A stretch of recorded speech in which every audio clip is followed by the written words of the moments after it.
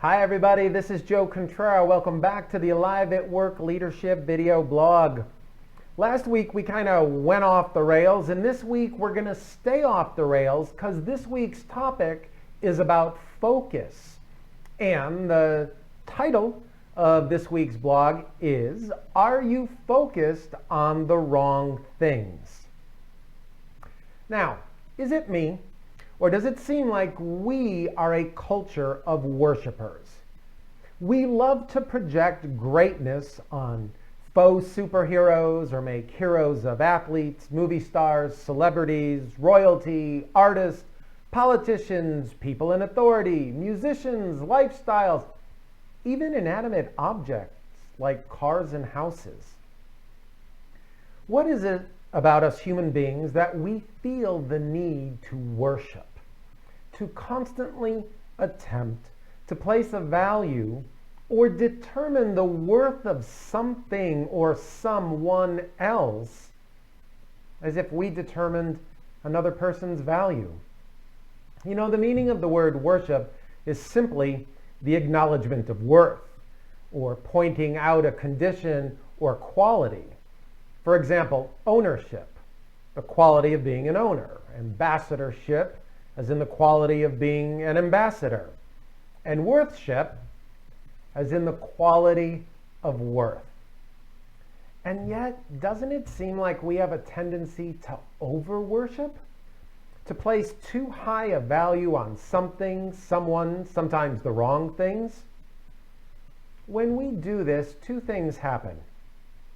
Number one, it shows ourselves and the world on the outside a snapshot of our inner world or our inner landscape.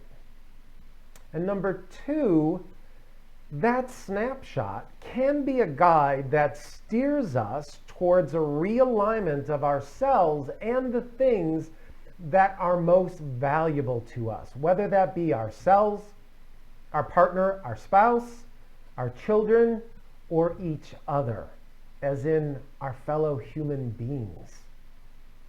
Think about this. Why is it that we typically equate someone's value or worth with dollars and cents?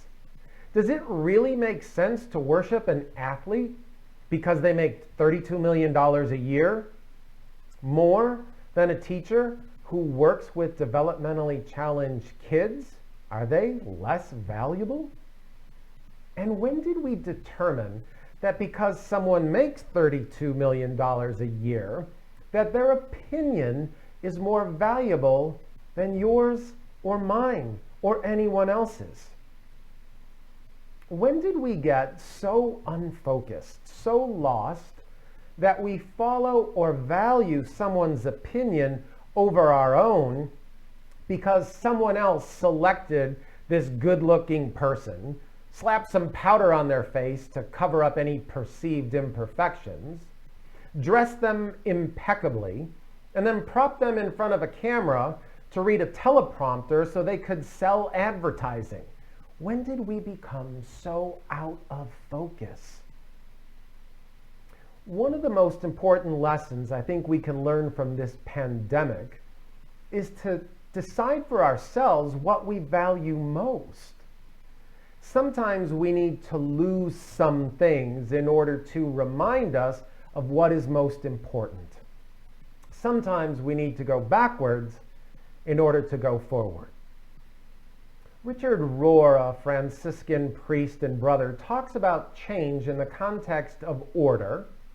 Then he says there's disorder, and then there's reorder, and that is how we evolve as a society or a community or as people. I think the same idea applies to the idea of focus.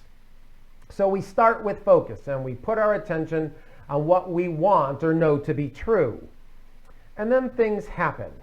And how we see things or what we see gets turned upside down.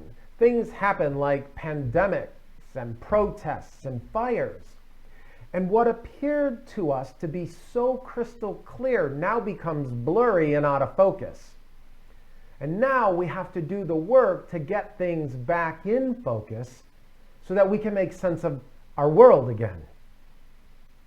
You know, during these times, one of the most helpful things you can do when things are out of focus is to step back so you can see things from a different perspective, so that you can adjust your vision and refocus to see clearly again. And then you can focus on those things and those values that truly are worthy of your acknowledgement, as well as a better reflection of what you truly value deep down inside. So let me ask you again, are you focused on what really matters? Are you acknowledging and valuing the people or things that are most important to you? If you are, congratulations. That is awesome. But if you're not, what if? What if maybe, just maybe, this was the perfect time to refocus and to realign yourself?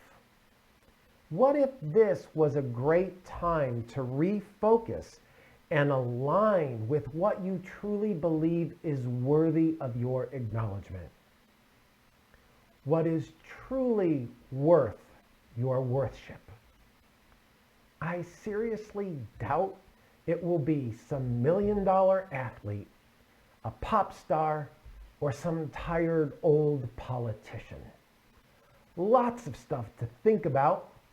And until next time, please be safe and be well. Thanks for watching.